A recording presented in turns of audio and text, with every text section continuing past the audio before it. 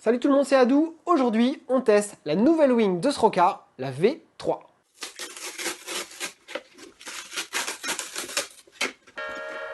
Nouvelle wing.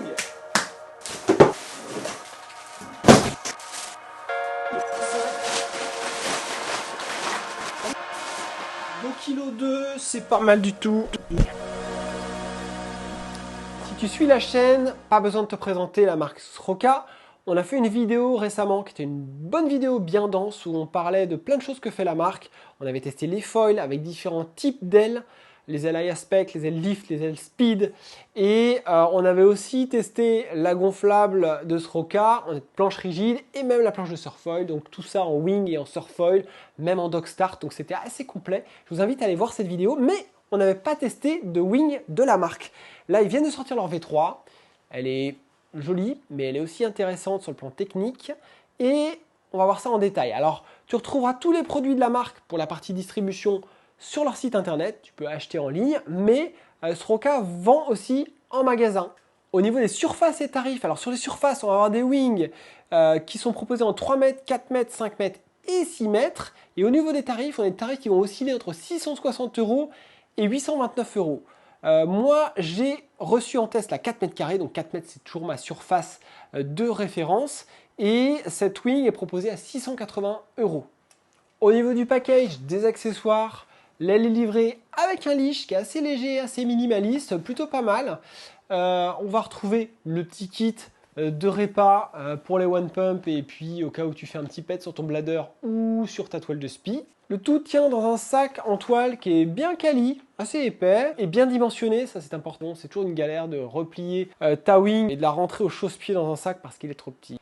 Au niveau des coloris, cette wing en V3 est disponible uniquement en bleu pour le moment. Sur la conception, au niveau des matériaux, on retrouve une toile de spi en triple ripstop. Au niveau des renforts, tu vas retrouver des petits renforts un peu partout sur le bord d'attaque, au niveau des différents segments, là où potentiellement la wing va frotter lors du gréage-dégréage. On va aussi retrouver des renforts au niveau des coutures des poignets sur la latte centrale. Concernant les poignées sur cette wing, on va retrouver deux grandes poignées longues qui sont en matériaux souples mais qui sont quand même bien rigides au toucher lorsqu'on saisit l'aile. On va retrouver également une poignée de free fly donc sur le bord d'attaque. Même matière mais un peu plus courte que les poignées de la latte centrale. Pas de patch en néoprène sous la poignée, mais on a des renforts, des patchs de chaque côté à gauche et à droite pour renforcer la tenue de la poignée. Au niveau du système de gonflage, on est sur du one pump simple, tu gonfles à un endroit, tout se gonfle. Le petit verrou pour maintenir l'air dans la latte centrale, avec la possibilité de dégonfler l'aile avec les deux valves du bord d'attaque et de la latte pour dégonfler plus vite et remballer l'aile. Au niveau des préconisations de gonflage, on va gonfler cette aile à 6-7 PSI, même si moi j'ai gonflé un petit peu plus, j'ai plus taquiné vers les 8, mais pour avoir une rigidité au top, on va être entre 7 et 8 je dirais. Concernant le poids, cette wing sans son leash sur ma balance sera à 2,2 kg, ce qui est très honnête, on est dans la moyenne. Il y a des wings qui sont un petit peu plus légères, autour des 1,9 kg, 2 kg, et d'autres qui sont plus aux alentours des 2,4 kg, 2,5 kg, donc c'est très bien, on a une wing qui est light. Côté spécificité du shape et impression générale, on a une wing qui va avoir une latte centrale en S, donc ça veut dire que la toile de spi sur l'arrière de la latte, où on positionne les mains sur les poignets, va être directement reliée à la latte. Donc ceci pour que le creux ne bouge pas, que la canopée de la wing soit bien maintenue. On va retrouver aussi une toile de spi qui est relativement tendue. Alors il paraît qu'il ne faut pas que ce soit trop tendu, mais on a une wing qui par rapport à d'autres wings du marché va être assez tendue. J'ai essayé d'autres wings dont la toile de spi était assez tendue.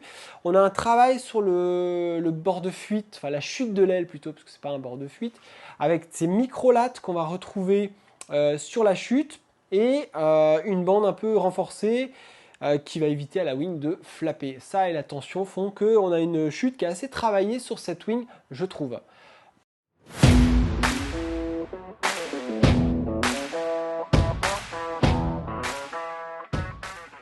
Conditions du test, Adou 1m70, 60 kg.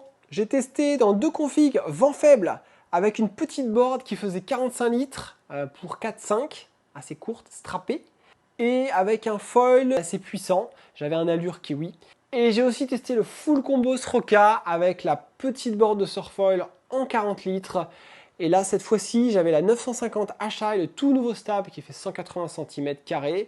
Donc là, un ensemble très joueur. J'avais mis un petit mât qui est le mât que j'utilise en surfoil quand je suis en combo Sroka. J'avais mis 72. Je recommande plutôt le 80 pour la wing, mais ça l'a bien fait. Ça permettait d'avoir un ensemble très réactif et maniable. Pour le coup, on a été dans du vent fort, voire très fort, voire à la rue. Donc ça m'a permis de tester la wing dans le vent faible et dans le vent fort. Sur la plage basse, pumping, alors ce qui est intéressant, c'est que cette wing, elle fait partie des wings légères. Et au-delà d'être légère, elle flotte avec pas grand-chose, avec très peu d'air. Donc quand tu es en water start à genoux sur ta planche, tu as une wing qui tient en l'air, tu n'as pas à la soulever, donc elle n'est pas physique. Ça, c'est plutôt bien. Ce que j'aime bien aussi, je parle souvent de la position de la poignée avant. Les poignées longues te donnent un semblant de confort que tu as avec des wings à Wish. C'est-à-dire que tout de suite, tu peux aller choper la poignée assez facilement. Je trouve que la poignée est assez avancée. La partie avant de la poignée, l'attache avant de la poignée avant, est assez avancée. Donc, on n'a pas besoin de faire le grand écart avec les bras pour aller choper la poignée quand on est à genoux. Donc, sur le water start, le démarrage, ça rend le truc assez facile pour un pratiquant avancé comme un débutant. La 4 mètres n'est pas un monstre de puissance, mais elle est rigide, elle a un bon rendement. Quand on pompe, on a du retour. J'ai navigué dans des vents très faibles aussi, dans même moins de 10 nœuds, avec ma subfoil de downwind. Et j'avais pris la grande 1350, ça j'en ai pas parlé. Et là, clairement, c'était très élitiste. Il n'y avait plus personne en l'air. Les différentes surfaces ont été développées différemment. C'est que les profils de la 5 mètres et 6 mètres sont plus puissants que sur la 4 mètres. Mais globalement, la 4 mètres, c'est une wing que tu vas commencer à emmener dans du vent médium, voire fort pour certains gabarits. Donc c'est intéressant d'avoir une wing qui va être assez neutre. Malgré tout, j'ai une bonne puissance pour partir. La wing est légère, elle est rigide. Quand je pompe, je pars tôt. Donc nickel, j'ai testé dans des vents super faibles, du vent super fort, ça me va. Ressenti sur les premiers bords, on a une wing qui est très légère et qui va se caler. Elle tire pas mal de la main avant, mais c'est pas physique pour autant. C'est une wing que j'ai clairement pas trouvé physique. J'ai trouvé qu'elle avait du jus, mais j'ai trouvé qu'elle restait assez propulsive. On a une bonne wing tout terrain à tout faire, on le sent déjà dès les premiers bords. On voit que le travail en chute et sur la tension du spi, ça a un impact en nave. Même sur les bords de freeride que j'ai fait dans des vents médiums, voire faibles, il n'y a rien qui flappe. C'est une wing silencieuse. J'ai bien aimé leur 950 HA et la 1350 aussi. Et de manière générale, le foil Sroka parce que c'est un foil qui ne fait pas de bruit. Et la finition est vachement homogène sur les différentes ailes que j'ai pu recevoir. Elle est stab, Emma. Et donc on a une wing qui est silencieuse, qui est light dans les bras, qui a une bonne propulsion et qui est agréable. Tout est équilibré. On trouve ces marques directement.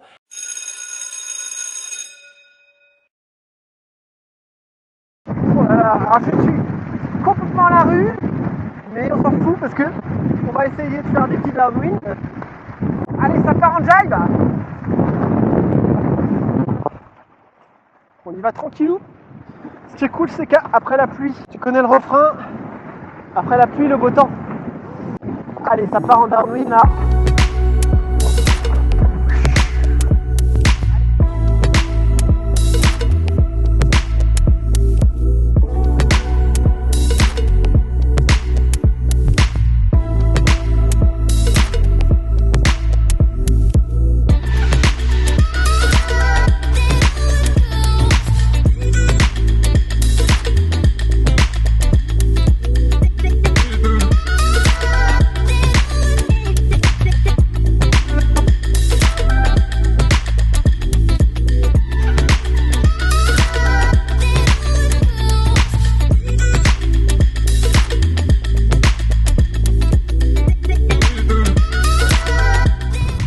Il va faire beau là. Several days later.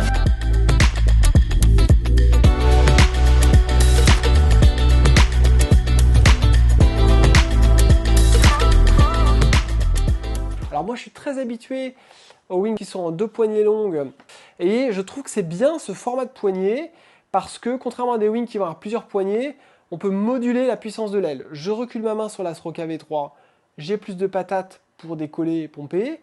Si à l'inverse je suis un peu à la rue, je peux avancer mes mains et ça va neutraliser un petit peu la puissance de l'aile et je vais pouvoir garder du contrôle, donc ça c'est très agréable. Stabilité en free fly, il n'y a pas grand chose à dire, si ce n'est que ça ne bouge pas.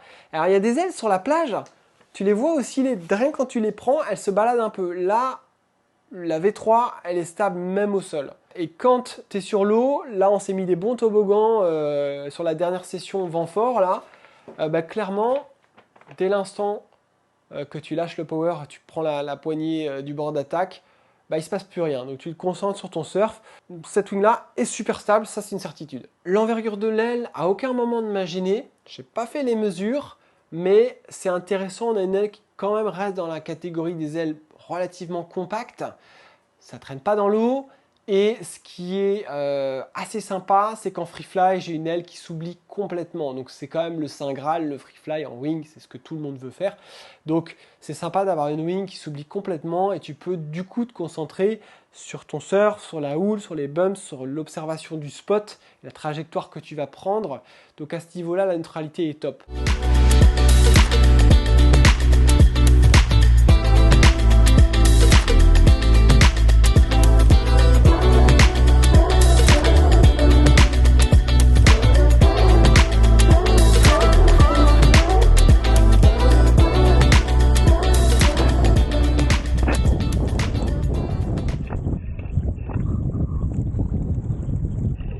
Dans les manœuvres, on a une aile facile, vraiment tout terrain, encore une fois, c'est un mot que j'utilise souvent, mais avec les poignets souples, les poignets longs plutôt, si tu veux vraiment faire tes tacs, que ça passe tout seul, tu ravances ta main, tu peux aller neutraliser l'aile, la puissance de l'aile en avançant au maximum ta main avant sur la poignée, c'est ce qu'on fait quand on a les wings à wish, et c'est vrai que tu as des wings sur lesquels, même en avançant à fond ta main, tu gardes un fond de puissance au tac, qui peut être un peu handicapant si tu n'es pas expérimenté sur les virements de bord. Sur le jibe, ça passe tout seul, la wing elle flotte, donc ça, il n'y a vraiment pas de souci. Comme elle est légère et qu'en downwind elle flotte super bien, j'ai trouvé hyper facile dans les jibes. Les poignées souples ont quand même une certaine rigidité, elles sont souples parce que c'est du tissu, mais elles restent rigides quand même. Et du coup, on arrive bien à faire tourner l'aile, on a du drive, c'est assez confort, on sait où on va, ça gigote pas, on n'a pas une poignée en guimauve, donc ça c'est bien. Donc très intuitif sur les manœuvres et notamment les tacs qui sont un peu le point délicat en général sur certaines wings.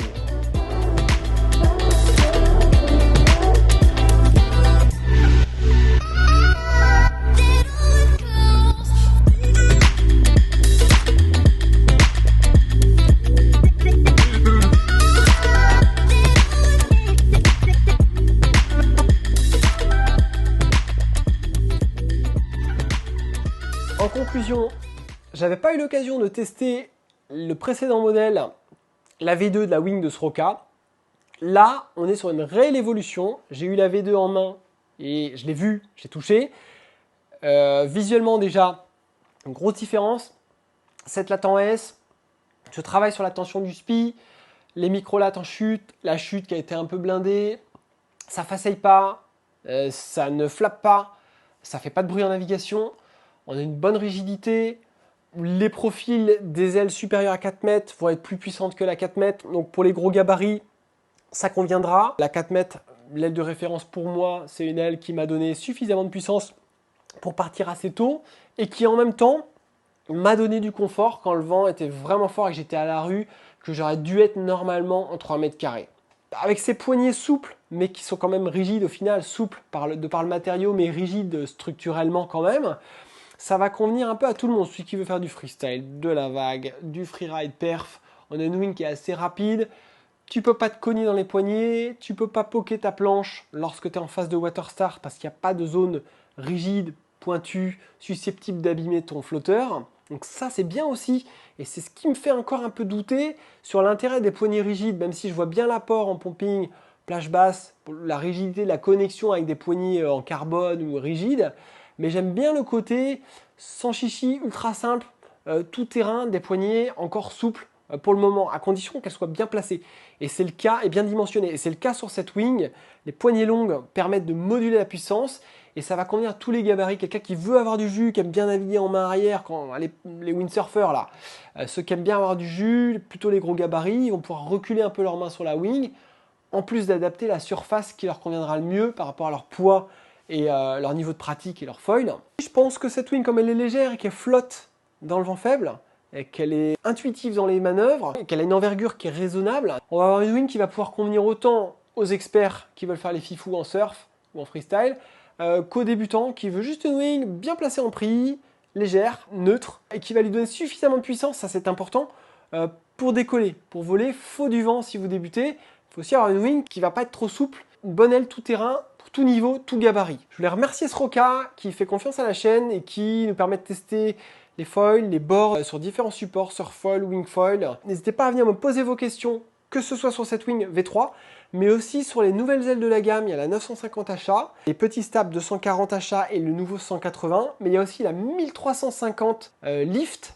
qu'on teste en ce moment. J'ai fait du dog start avec, j'ai glidé avec en subfoil, j'ai fait de la wing dans de l'ultra light wing avec la V3. C'est un régal, il y a des choses très intéressantes chez la marque, il y a aussi d'autres choses dans les tuyaux qui vont arriver pour venir encore plus complimenter le design de ces ailes. N'hésitez pas à rester connectés. Vous pouvez aller sur le forum aussi où il y a des infos, des feedbacks. On échange sur le matos. D'ici là, je vous dis à plus. Bye bye. C'était Adou.